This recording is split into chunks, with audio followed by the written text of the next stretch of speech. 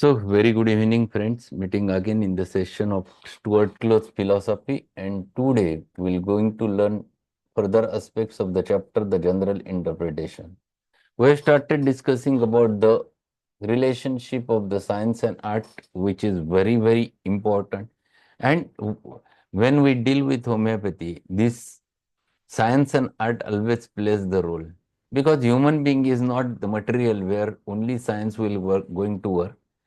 Human is made up of two things, the material as well as the dynamic aspect. And that's why we have to deal with the human being with both scientifically as well as artistically. In order to understand the human nature, the art comes or art plays its role. In order to understand the physicals, then science is sufficient. But when science and art goes hand in hand, in order to understand the patient, then you understand the holistic concept of the human being. And that's why he tries to explain you the relationship of the science and art. Yesterday, we have discussed few aspects of it. And he explains over there that every art has its foundation in science and every science has its expression in arts. That's what we have learned. And when a scientist and a artist meets at the top of the bottom, they always respect each other because they are at the same level. The artist likes to learn what is the cause or what is the science behind it, and scientist whose eyes are opened, who directly expresses at the end the art of his science. And this is what we are discussing, and we are on page number 16, the first paragraph which we have to start with. Fundamental conception of matter and motion, energy and force, spirit and life, mind and body, health and disease, cure and recovery, and their relation to each other, which are embodied in the organ of medicine, and which I shall endeavor to interpret in the light of modern science and philosophy, are not only the profoundest subjects of human thought, but they are an integral part. They are an integral part of the homeopathy. So here the question of science and art comes. There are certain things which are scientific. The matter comes and we think of science, but when motion comes, we have to deal with the art. Physics, chemistry, biology, along with the art, along with understanding of the things, metaphysical things, that comes under the art. We have to understand both the aspects, the material aspects as well as the artistic aspect or dynamic aspect behind it. And what Close says, he wants to explain you the science behind all those things, all those human beings, as well as all those things which are related with homeopathy. The correlation between the science of homeopathy and the basic sciences. If you try to understand this concept, then you are going to explain homeopathy to everyone. Realization of this fact should arouse the interest. It stimulates the kind of thought and study which develop the scientific spirit. So there are many people who likes this. Um, Daily I'm taking all those lectures, and there is one person who is regularly watching my videos, who is basically an MBBS. And what he explained yesterday, there was a comment from him, sir, I'm an allopath, MBBS, but I like all your videos and the concepts which are given in homeopathy because they are holistic. Our science never deals with those. So this is the difference between two sciences. One deals only materially, one deals material as well as the dynamic. So realization of this fact should arouse interest. It stimulates the kind of thought and study which develops the scientific spirit. It is the most powerful factor in the creation of high moral, which is so essential to the progress and perpetuation of the science of therapeutic medication. So if the way we go on studying the homeopathy, our interest in the subject becomes more and more. Then we start looking toward the things. Yes, this is there in homeopathy. This is there in homeopathy. Then when you read more and more, then you will understand. No, homeopathy is not only science, but homeopathy is the way of life. That's what, because you'll find everywhere you'll find the homeopathy over there.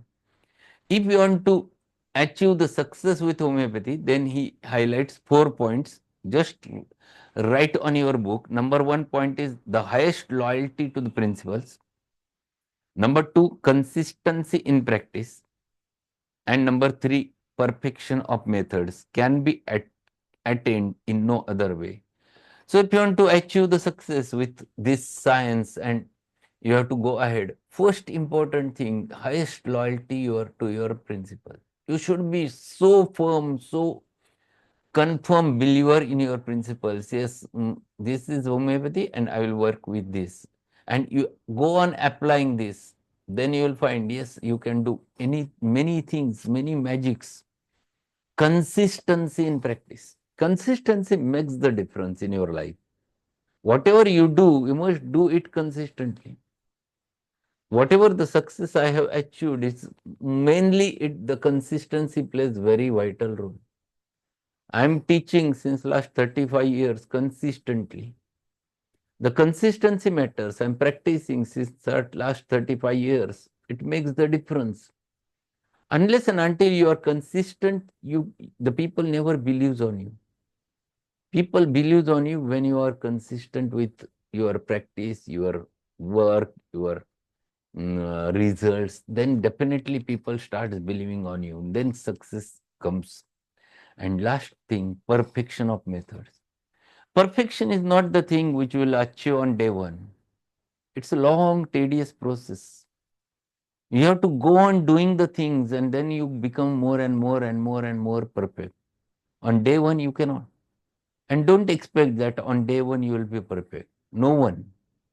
But if you do it consistently, means you are utilizing the same principles again and again. You are reading the same remedy again and again. When you read same principles again and again, when you read the philosophy again and again, when you open the repertory and watch the rubrics again and again, you will going to get the depth of that.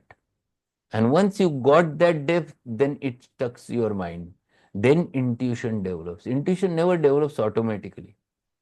Intuition is the result of hard work. Unless and until you do that hard work, it is not possible to get an intuition. The patient comes to you and you must get that intuition because you have worked hard to come to that remedy. You have read it 1,000 times, then it comes, then it stucks. The day before yesterday, one of the students who asked me, sir, how can you reach to that remedy? Just by what the patient tells. It happens only when you have read it 1,000 times. This is the way, this is the only way. That is what he is saying, that consistency. Consistency is doing the things again and again. So the first, highest loyalty to the principles, number two, consistency in practice, and third, perfection of methods can be attained in no other way. A carpenter who is content to know his steel square only as a tool by which he can measure or draw straight line across the board and tell whether the angles of the frame are true will never become anything more than mere a day laborer, but arouse his interest in the mysterious lines and figures on that wonderful instrument, induct him into the mathematics of square, teach him its higher uses, and the possibilities of its development and progress are almost unlimited. And very nice example he has given. He has given the example of a carpenter who has not learned more than a fourth standard, fifth standard, but who is a son of a carpenter only. So he is born with the art of carpentry. He used to do it. He used to do it perfect way. But he never knows what is there on that square. He only knows, yes, how to measure that, but not more than that. There are many signs, but he doesn't know that. But if he gets an interest to learn that, then he will be a very perfect carpenter. So this is how it happens. Once your interest begins in the subject, then automatically you learn that and you go ahead. So the physician who knows only little rudimentary mathematica, this is what is nothing but our homeopathic students. They know only the little rudimentary mathematica and therapeutics in addition to his medical college knowledge of general medicine is content with that knowledge will never be anything but routinist and a medical misfits. So what he has said, if you go only with 3-4 remedies and you want to start practice, you are medical misfits. After 35 years of my practice, I feel that I don't know anything. And I'm reading it again and again, again and again. And when I do it, then I feel, yes, I'm knowing very less. This is the wash sciences. And that is the only way with which you have to go ahead and you have to achieve the success. You have to develop and understand the scientific aspect as well as an artistic aspect. Both of them are necessary. When you learn the science properly and you go on learning it again and again, you definitely get that art of choosing the remedy. So this is first part which he has explained, the correlation of science and art only. Now he explains homeopathy as a science. Homeopathy is the department of science in general medicine which has for its principal object the observation and study of action of remedial agents in health and disease and the treatment and cure of disease by medication according to the fixed law or general principle. So this is the science which has a general principles. There are 7 cardinal principles. No pathy or no medical pathy is based upon such a scientific fixed principles. We are damn sure there are 7. First one, the law of similars. Second one, law of simplex. The third one, law of minimum dose. Number 4, the doctrine of vital force. Number 5, doctrine of drug proving. Number 6, doctrine of drug dynamization. And last one, 7th one, the doctrine of chronic diseases. This is fundamental base of the homeopathy, and because of which these are all principles which goes hand in hand with the medical with the basic sciences, and on that firm foundation our homeopathy is based. So there is no question that homeopathy is not scientific. It is most scientific system of medicine. Second reason why it is scientific, that he mentions over there, homeopathy was founded and developed into the scientific system by Samuel Hahnemann 1755 to 1843 under the principles of inductive method of science as developed by Lord Bacon. Its practice is governed by principle of symptom similarity, which is the application in medicine by universal application of mutual action formulated by Sir Isaac Newton in his third law of motion. Action and reactions are equal and opposite. So homeopathy, how it has discovered and how it has been developed, is totally based upon Lord Bacon's inductive method of reasoning. Hahnemann followed all 4 criteria throughout his life. He never said anything by his mind. Whatever he has done, whatever he has experimented, that only reflected in his Organon. That only is reflected in his Materia Medica. That only reflected in his chronic diseases. So whatever literature which is there available from Hahnemann is the result of his experimentation, and he followed all those 4 principles: exact observation, correct interpretation, scientific construction, and rational explanation. These are the 4 points on the basis of which he came to the interpretation, and then he has interpreted it in the books or he has explained it to the world. So nothing in homeopathy is a speculation. It is not a thought. It is a thought which is experimented thought.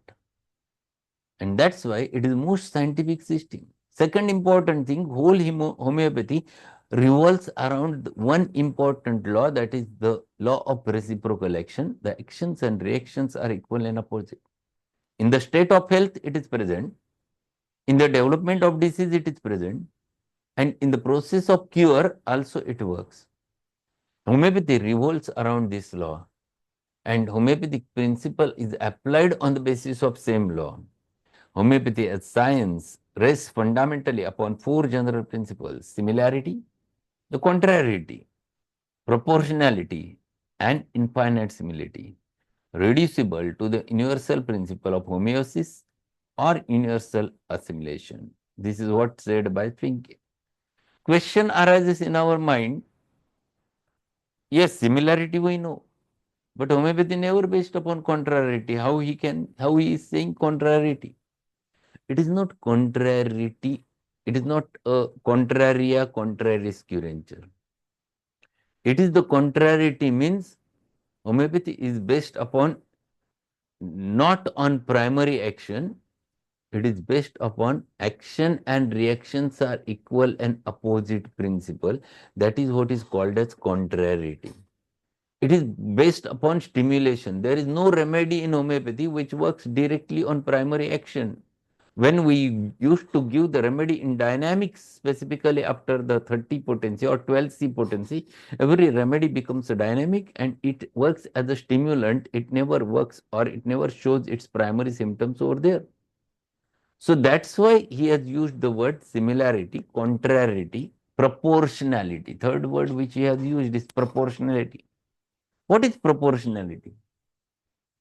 There are three different scales: the decimal, the centesimal, and the 50 millisimal.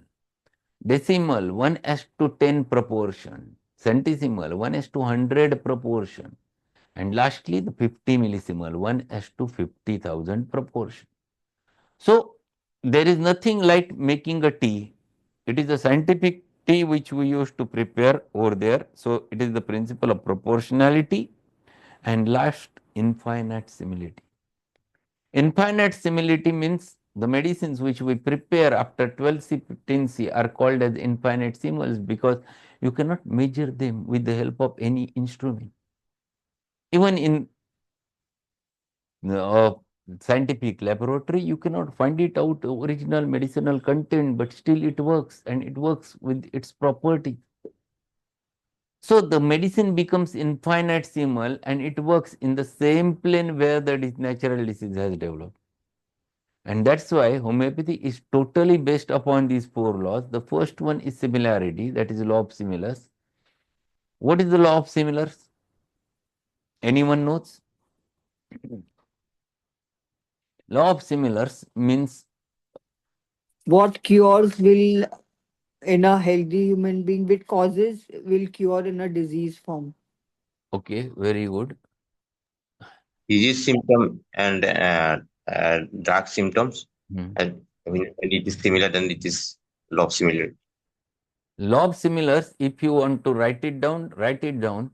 A drug capable of producing in a healthy individual a disease state exactly similar to that happens in a deceased individual acts as a curative agent if the disease is in a curable state. I will repeat again. A drug capable of producing in a healthy individual a disease state. Words are very important. Disease state. He has not studied writing over there disease, not symptoms. Disease state exactly similar to that happens in a deceased individual. Acts as a curative agent if the disease is in a curable state. So this is so simple. And this law of similars we used to use. Second law, that is the law of contrariety, that is action and reactions are equal and opposite. Number three is proportionality, means a law of or a doctrine of drug dynamization. What is that? It is a mathematico-mechanical process by which the inherent properties of the crude drug substance are aroused into activity. So this is what is called as a drug dynamization, where you used to use the proportion, mathematico-mechanical. The word itself suggests that proportion we used to use. We used to use the mathematics. So proportionality. And lastly, infinitesimals means we are making the potencies above Avogadro's hypothesis. Avogadro's hypothesis states that The potency, if we go on preparing after 12C potency or 24X potency, you cannot find it out. The original content of the drug substance in that medicine is called as Avogadro's hypothesis. And the potencies we used to prepare after 12C or 24X becomes completely dynamic, means they becomes infinitesimals. That is the infinitesimality. Science is knowledge reduced to law and embodied in the system. Knowledge of single fact, not known as related to any other, or of many facts, known, not known as having any mutual relations, or as comprehended under any general law, does not reach the meaning of the science. So what is saying, if you are saying that your system is scientific, everything should correlate to the basic science. There is no difference that your science is saying something and basic science is saying something. If it is not matching, it indicates that your principle or law is something wrong. It is not universal law. It is not law which is called to be a nature's law. Homeopathic law, we say 26th aphorism, nature's law of cure. Why you will label it as a nature's law or therapeutic law of cure? Because everywhere in nature you can apply it. A weaker dynamic affection is permanently extinguished in the living organism by a stronger one if latter, whilst differing in kind, is very similar to former in its manifestations. This is the law. And this law you apply everywhere, you will find the same results. That's why it has become a scientific. And you apply, you use it in science, you can find it out. The same is true. Now he explains what is science. A definition from the standard dictionary. A science is in its development is number one, collection of exactly observed facts. Number two, correlation or generalization of these facts forming a system. Number three, formulation of the generalization as laws. And number four, it proceeds to some principle or force accounting for these laws, hence exact knowledge of proximate causes. So see, you utilized it from the condensed from standard dictionary and you apply it to homeopathy. Whatever is there in homeopathy is the first thing, collection of exactly observed facts. There is nothing which comes from Hahnemann's mind. Whatever is there, our Materia Medica is built on the observed facts. It never comes directly from mind. It comes directly from the mind when students write the Materia Medica paper. Otherwise, it is not like that. So it happens only when you write anything in the paper it is not a Materia Medica. So it is a collection of exactly observed facts. Number two, a correlation or generalization of these facts forming a system. You are able to correlate each and every fact. So if you prove a drug, you write it down all symptoms first, then you analyze, then you compare, then you make a Materia Medica out of it. So what do? You form a system and a systematic Materia Medica. Hahnemann have developed first the law, he has came out with the law of similars first. But whether he stopped over there? No. He has developed then law of simplex. Then he has developed law of minimum dose. Then he has formulated, understood the dynamics concept, and he came to the conclusion of vital force. He made a system out of that. So it is a correlation and generalization of these facts forming system. Number three, that a formulation of the generalization as laws, then he came to the conclusion of laws, not on day one. 6 years he took to explain the law of similars. So, on the observed facts, he reached to the laws. By making or utilizing it, the law becomes inductive reasoning. And last, it proceeds to some principle or force accounting for these laws, hence exact knowledge of proximate causes. Because of laws, you are able to find it out exact knowledge behind the system. Because of which we have started understanding that cinchona bark, why cinchona bark cures the patient. Cinchona bark cures the malaria only not because it is bitter, but it works on the basis of law of similar. We started understanding the science behind it once we developed the law. So this is exactly the science. Till Newton found the law of gravitation, the things were facts were same, but we never know the scientific aspect behind it. And we have to understand in this part the science of homeopathy. So I think it's better to stop over here and continue with it in tomorrow's session. Not tomorrow, we'll meet on Monday with the same. Thank you being there. Yesterday it was not possible to conduct mathematical lecture. Today we'll definitely meet with one remedy, carbolic acid from Sir, Bula. sir, one patient, he had done too much of abdominal exercises, so he has got hiatus hernia. So, what can we give him for that? But how do you say that it is because of exercise? He had told me that because he did more of abdominal exercises, I have got it. No, that is patient's theory. Acha. You don't know the reality behind it. Okay, That okay, you can think that he is telling you his theory. So rubric you have to take theorizing. okay. He is But is explaining it his not theory.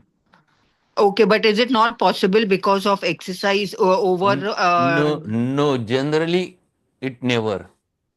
Our Okay, body okay, is not so weak that it will produce hiatus hernia. Not at all. okay, okay, okay, okay, sir. Better you have to find it out his constitutional remedy, and additional remedy I will suggest always, which produces a specific peristalsis in right direction, is Naxvamika. Okay, okay, sir. Okay, sir. Okay. Huh, Yeah. huh. Thank you. Thank you. We'll meet at 8:15. Thank you. Good night. Thank you very much, sir. Yes, sir. Have a good evening.